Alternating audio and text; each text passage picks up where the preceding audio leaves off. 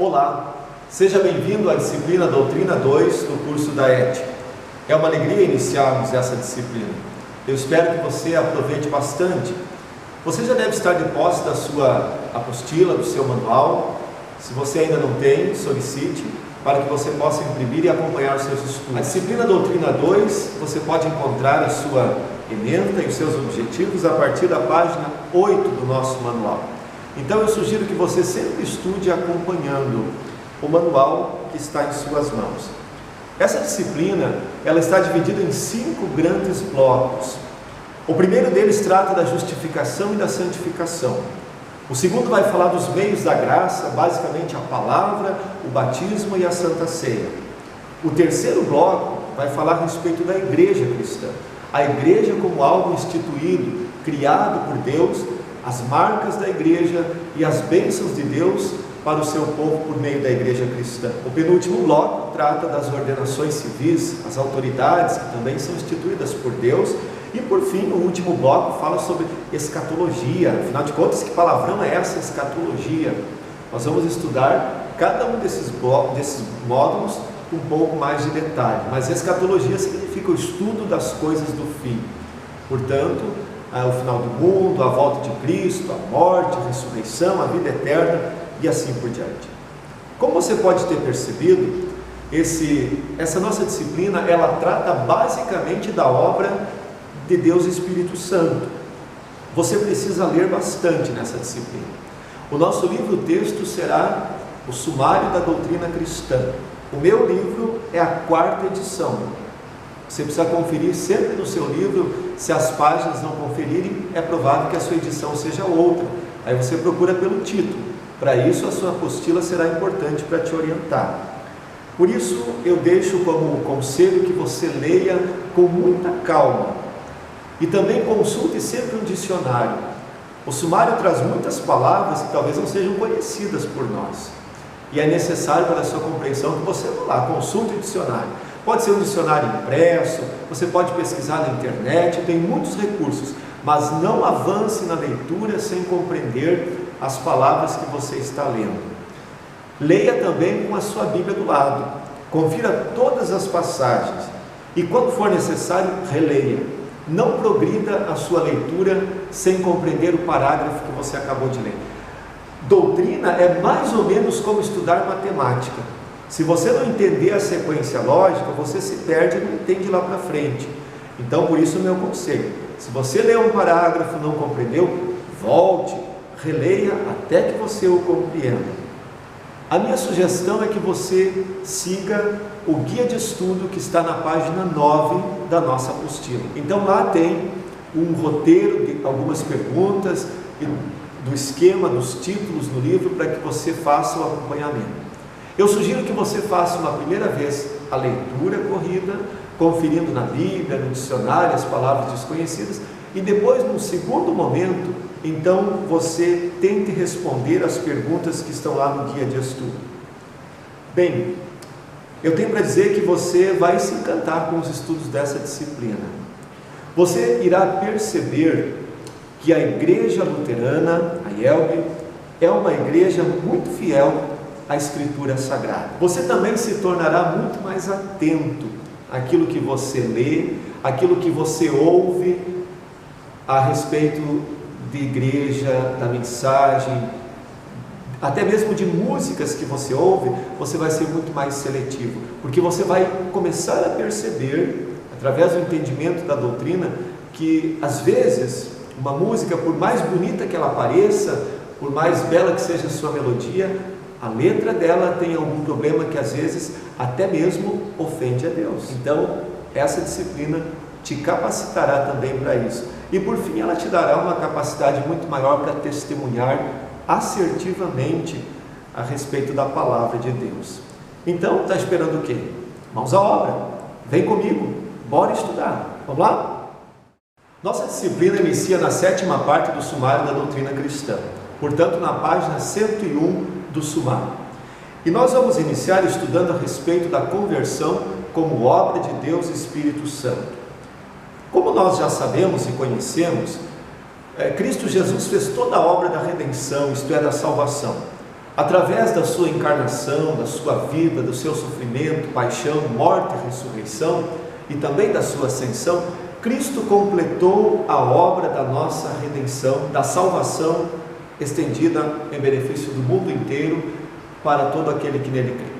Mas para que nós tenhamos proveito na obra que Cristo fez pelo mundo, é necessário que nós sejamos levados à fé salvadora. E para que esses méritos de Cristo sejam transferidos a cada pecador, é necessário o papel do Espírito Santo. Ninguém consegue converter a si mesmo. O Espírito Santo é o autor. É Ele que me beneficia, é Ele que me dá a posse dos méritos de Cristo. Sobre a maneira como o Espírito Santo trabalha em nossas vidas, é que nós queremos estudar nesta nossa videoaula de hoje. A conversão não é obra do ser humano. Há muitas pessoas que imaginam que o ser humano, ele pode decidir-se por Deus. A gente escuta muito isso, no dia em que eu aceitei Jesus.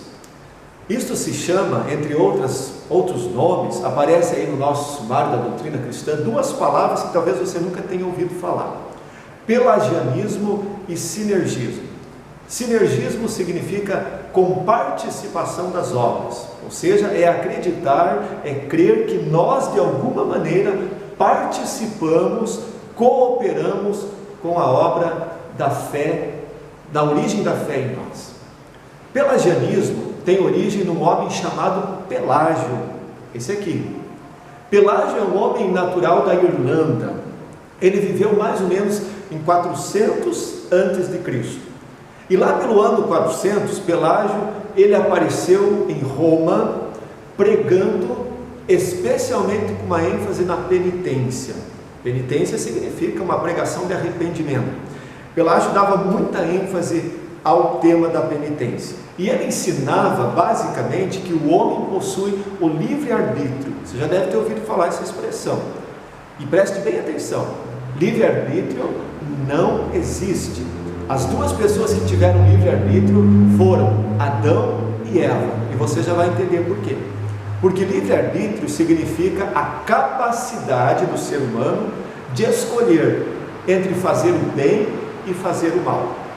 E nós não temos essa capacidade. Após a queda em pecado, nós já nascemos com o pecado. Nós já nascemos com o mal. Portanto, Pelágio não cria dessa forma. Para ele, pecado eram apenas atos isolados que o homem podia evitar com a sua vontade. Ou seja, para ele e os seus seguidores, após a queda, sobrou algo de bom no ser humano. Esse também é o entendimento católico, o entendimento romano, de que após a queda sobrou algo de bom no ser humano e por isso ele pode cooperar com a sua salvação. Por isso Pelágio também negou, entre outras coisas, o pecado original. E preste muita atenção nisso, porque negar o pecado original faz com que se defenda que as crianças, elas nascem sem esta culpa do pecado. E portanto vai dar origem depois, mais tarde, lá pelos anos 1400 e pouco, a negação do batismo infantil, que é tão recorrente nas igrejas evangélicas, por exemplo. Por isso eu disse, estudar doutrina é algo muito encantador, porque ele vai te fazer compreender muitas coisas e vai te fazer perceber que algumas coisas que parecem inocentes, elas são na verdade ofensa direta contra Deus. O pensamento de Pelágio dizia que as crianças, elas são incapazes de cometer conscientemente um ato mau, e por isso então elas estariam desculpadas, livres do pecado. Portanto, Pelágio foi condenado no concílio de Éfeso no ano de 431 como alguém chamado de herege. Herege é alguém que defende uma ofensa direta contra Deus e contra a sua palavra. Embora o ser humano nasça afastado de Deus, biblicamente nós sabemos e aprendemos que é possível converter o ser humano, ou melhor dizendo de outra forma, que o ser humano pode ser convertido. O importante é a gente frisar que o ser humano, ele não consegue converter a si próprio, ele não coopera de maneira nenhuma com a sua conversão. Portanto, a conversão é uma experiência 100% passiva da nossa parte. Ou seja, nós não fazemos absolutamente nada para a nossa conversão. Ela é obra 100% de Deus Espírito Santo em nossa vida. Por isso não faz sentido, por exemplo, quando alguém nega o batismo infantil dizendo que a criança não tem entendimento. Se fé necessitasse de entendimento para ser criada, ela não seria ato milagroso, ela seria cooperação humana, mas ela é, ao contrário, a Bíblia ensina, um ato exclusivo de Deus Espírito Santo. É verdade que o estudo da palavra de Deus, ele precisa do conhecimento intelectual. Nós usamos a nossa razão. Afinal, nós lemos lá em Romanos capítulo 10, versículo 14. Como, porém, invocarão aquele em quem não creram? E como crerão naquele de quem nada ouviram? E como ouvirão, se não há quem pregue? O estudo, portanto, é necessário para que alguém seja levado à fé. Mas o estudo em si não significa fé salvadora. A nossa mente é, portanto, como a gente quisesse comparar, apenas um meio, um instrumento através do qual a conversão ela é feita por Deus Espírito Santo em nossas vidas. Em Romanos 10, 17 está escrito assim: e assim a fé vem pela pregação e a pregação pela palavra de Cristo. Obviamente que a nossa razão, o nosso intelecto é uma dádiva de Deus. Quantas coisas a gente aprende por causa da capacidade da nossa mente, da nossa razão. Mas é preciso dizer que a nossa razão, a nossa mente, ela não opera a fé em nossos corações. Por exemplo, você deve conhecer uma dezena de pessoas que conhecem a Bíblia, talvez até melhor do que você. Conhecem a Bíblia, sabem citar os seus pormenores, dizer onde está escrito, conhecem o seu conteúdo, mas porventura elas não creem naquilo que é o conteúdo da Bíblia. Elas não creem em Deus, não creem em Cristo como seu Salvador. O que é isso? Isso é o conhecimento apenas intelectual, apenas de memória da Bíblia. Ou, como eu costumo dizer, é o conhecimento que serve apenas para a gente vencer as gincanas quando nós participamos. A razão, ela não é capaz de entender as coisas espirituais. O apóstolo Paulo vai dizer em 1 Coríntios capítulo 2, versículo 1, versículo 23, que as coisas espirituais, elas são loucura para a mente humana. A razão não é capaz de entender as coisas espirituais. Portanto, as coisas espirituais, o discernimento espiritual, ele nos é dado por Deus Espírito Santo. E aonde é que Deus Espírito Santo faz a sua obra? Por meio do Evangelho. O Evangelho, que é a palavra graciosa do nosso Deus, a boa nova, a notícia salvadora. O Espírito Santo age na palavra, a palavra completa, lei que mostra o meu pecado e Evangelho que mostra a graça de Deus. Quando a gente faz o catecismo e aprende o terceiro artigo do credo, e eu recomendo que você dê uma olhada lá no seu catecismo, no terceiro artigo do credo, o artigo da santificação, nós aprendemos na explicação o que Lutero diz lá: creio que por minha própria razão ou força eu não posso crer em Jesus Cristo meu Senhor e nem vir a Ele. Portanto, isto você atesta também quando lê as Escrituras Sagradas. No sumário tem uma frase que eu achei muito interessante, e ela diz assim que a fé é o eco do coração à voz de Deus no Evangelho. Bonita essa frase, né? A fé é o eco do coração à voz de Deus no Evangelho. Portanto, a fé que está em nós, ela é presente de Deus. Leia lá Efésios 2, 8 e 9. Lá você vai entender e vai clarear na sua mente que a fé é um presente, que a fé é um dom de Deus. Portanto, ela nos é dada sem merecimento. Não há, como alguns querem dizer, uma força dormente no ser humano. Alguns defendem, por exemplo, o ser humano, ele tem um pouquinho de coisa boa, no sentido espiritual falando. A fé está lá dormindo em seu coração, em sua mente, só precisando que alguém desperte. Não, isto não é verdade. Isso está muito em moda dizer hoje em dia, e a maior parte das pregações que você escuta na internet, elas vão nessa direção, no sentido de dizer ou insinuar de que nós temos capacidade de fazer a mudança dentro de nós. Não é verdade. Isto ofende grosseiramente a obra de Deus e Espírito Santo. Portanto, se você ler Efésios 2:10, você vai perceber que esta vida nova, a vida da santificação, ela nos é criada por Deus. Ela não está em nós. Não trazemos nada de bom espiritualmente. Deus e Espírito Santo cria esta vida em nós e cria pelos meios. Não há, portanto, um estado intermediário. Não é possível dizer, por exemplo, que existe uma pessoa meio convertido. Você já viu um meio cristão? Lá no livro de Apocalipse aparece, né? Deus fala através de João: vocês não são nem quentes e nem frios. Mas quem não é quente nem frio, é uma linguagem metafórica, obviamente, é para dizer daquele que não está na graça de Deus. Então não existe meio convertido. Ou você é de Cristo, ou você não é de Cristo. E quando a gente fala não é de Cristo, a gente na verdade está aliviando, abrandando uma linguagem para não dizer que aquele que não é de Cristo é do diabo. Mas a Bíblia não tem medo, a Bíblia fala exatamente assim. Há textos que são muito explícitos quando falam da conversão como obra de Deus.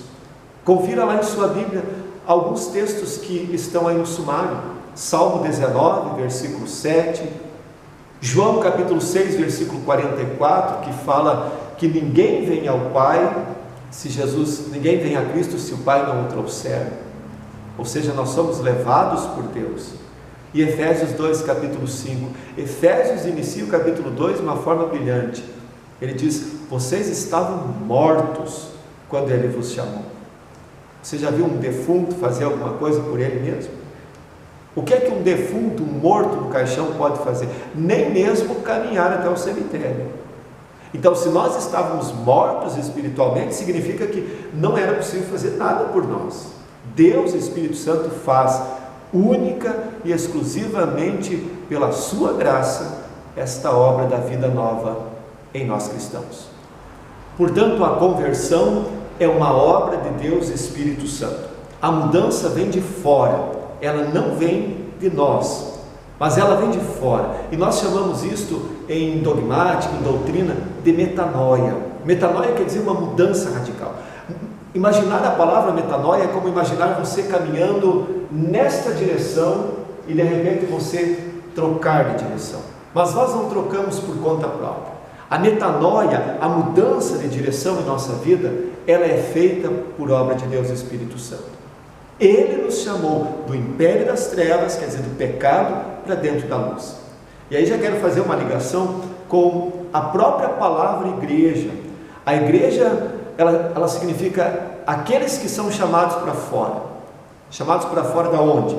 Para fora da incredulidade, para dentro da fé. E nós somos chamados por quem para fazer parte da igreja? Por Deus Espírito Santo.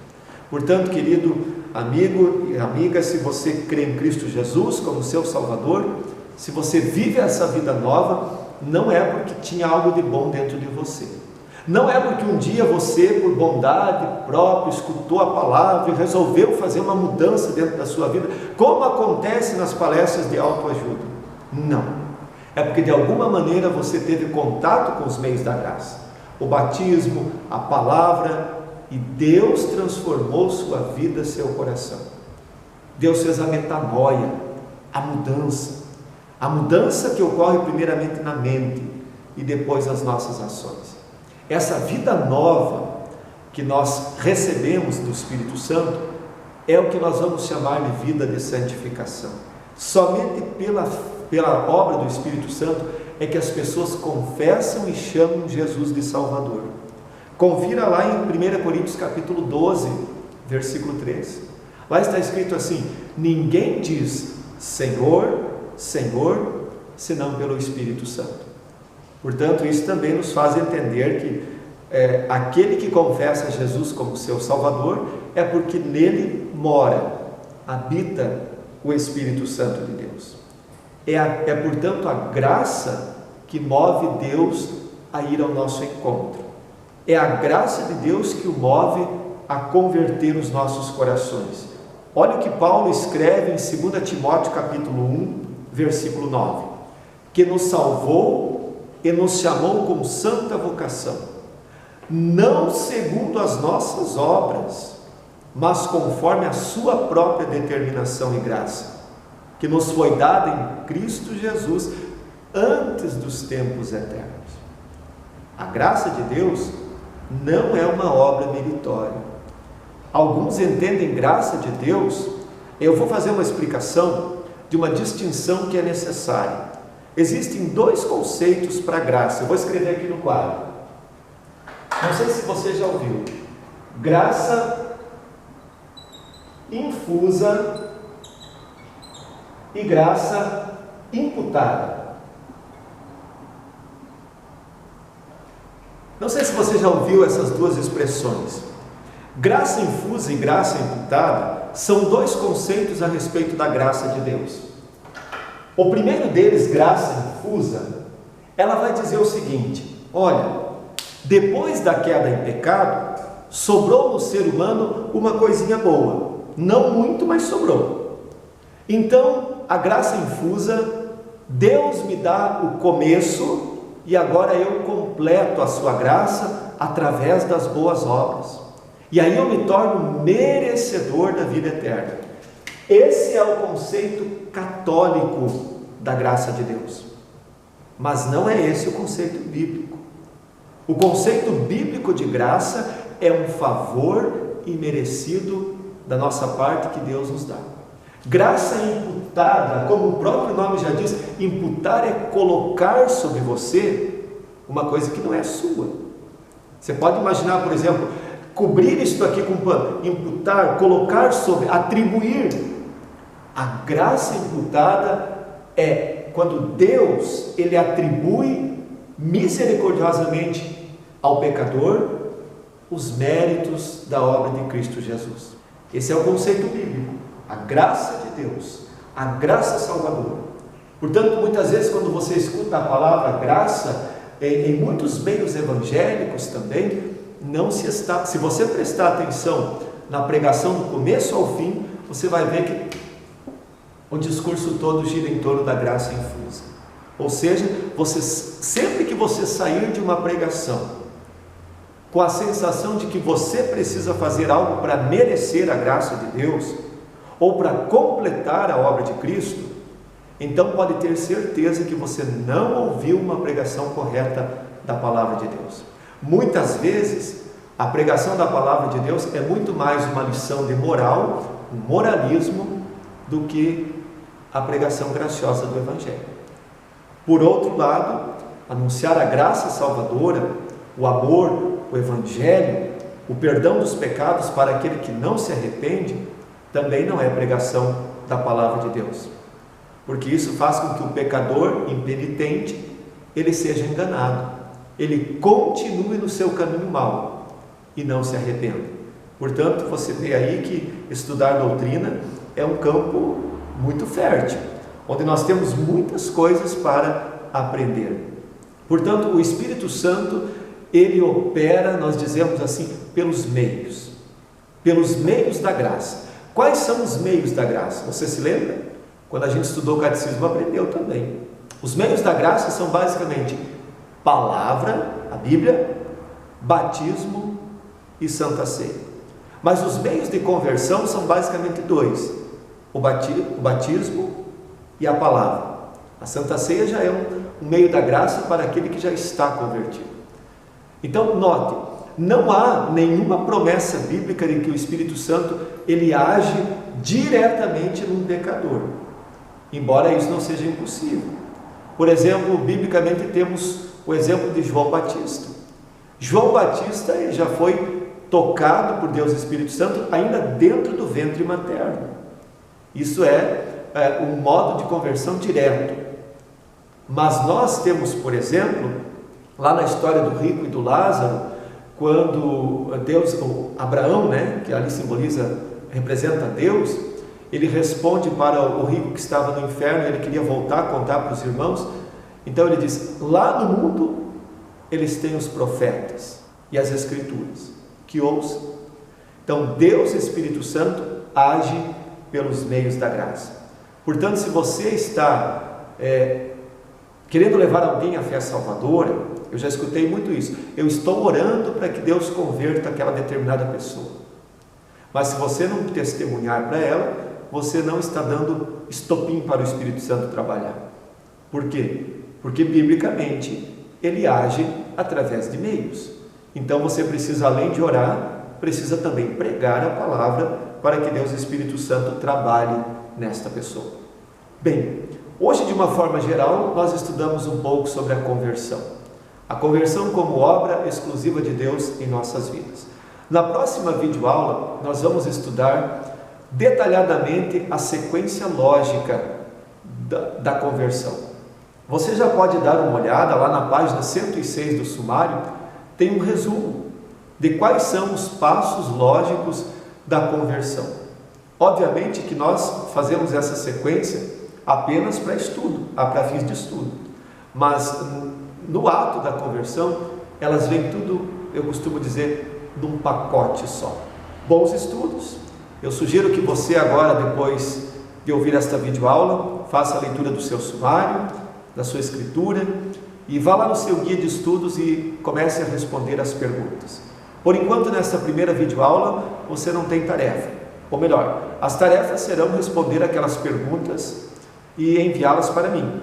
Mas você pode ainda aguardar a próxima videoaula, que daí nós contemplaremos o assunto de todas as perguntas, ok? Um grande abraço, espero que você aproveite e que tenha bons estudos.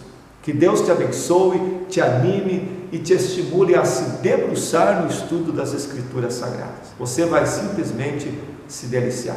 Deus, Espírito Santo, que te levou à fé, Ele te preserve na fé e Ele te anime a testemunhar a fé salvadora por onde você passar. Um grande abraço, fiquem na paz do Senhor. Tchau!